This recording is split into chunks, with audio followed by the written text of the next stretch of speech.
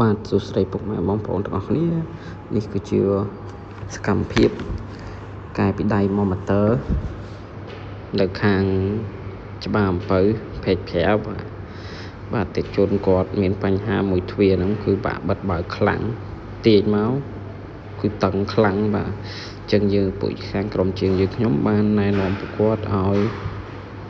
ប្រើម៉ូទ័រវិញគឺប្រើតេឡេបជាដើម្បីបិទបើកនេះគឺយើងបានបិទប្រអប់បានអីរួចរាល់ហើយបន្ទាប់មកគឺយើងបានតភ្លើងជូនអតិថិជនទៀតគឺវារៀងវែងដែរបងប្អូនខ្សែទៀងតខ្សែថ្មីជូនគាត់មានការធានាត្រឹមត្រូវនេះគឺយើងធ្វើការតេស្តសាកល្បងបិទបើកទ្វារលមូនិងស្រេតង់ចុះឡើងមកស្អាតជូនគាត់បាទហើយក្រុមជាងយើងខ្ញុំមានសេវាកម្ម24ខេត្តក្រុង